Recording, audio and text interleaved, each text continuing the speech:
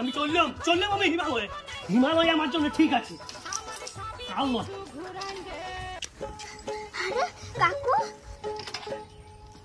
আমি স্কুল যেতে যেতে ছুটে এলাম, তুমি ঘর থেকে পালাচ্ছ? যা এ বাবা। শোন, তুই যত এ বাবা ও বাবা এ বাবা এসব করে যতই আফসোস কর, আমি আর থাকছি নাই, আমি ঘরে থাকছি নাই। আরে তুমি যাচ্ছ বলে আমার আফসোস হয় নাই। হ্যাঁ তাহলে কি লেগে? আরে দূর থেকে তোমার এই ড্রেসটা দেখে ভাবলাম হয়তো তোমার গায়ে হলুদ হচ্ছে, ওই লেগে তো ছুটে ছুটে এলাম। কি করে তুই ওই আশাতেই থাক। আরে শোনো, তুমি যাচ্ছটা কোথায়? আমি হিমালয়ে যাচ্ছি। সে কি গো, কেন? আরে রাখি আসছে, পূজা আসছে, আমি ওই জ্বালাতে পালাচ্ছি। ও এবারে বুঝতে পারছি, এই লেগেই তোমার বিয়াটা হচ্ছে নাই। क्या बोला तूने? বিটিছা আসছে, শোনা যদি ঘর ছেড়ে পালাও তাহলে কোনো বিটি ছেলের বাপ কোন ভরসায় তোমার হাতে তার বিটিকে দিবে? বলছি তোর কি মাথা ফাতা খারাপ হয়ে গেছে নাকি? কোথায় বিটিছা আসছে, কোথায়?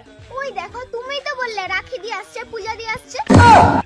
ও হে ভগবান, বলছি ছাটাকে বুঝাও তুমি। হ্যাঁ ঠিক আছে বুঝাও। ওরে রাখি আসছে, পূজা আসছে, মানে রাখি উৎসব আসছে, দুর্গা পূজা আসছে, আর ঘরের লোকগুলোকে আমি শপিং করাতে দিয়ে যেতে পারবো। ই বলছে ইধারে চলো, ও বলছে উধারে চলো, সে বলছে সেধারে চলো, মা বলছে গায়ের দোকানে লুবো, হ্যাঁ বৌদি বলছে কলকাতা যাবো, আর তুমি যা হিরোইন হয়েছো তোমাকে জিজ্ঞাসা করলে তুমি বলবে কাকু দিল্লি চলো।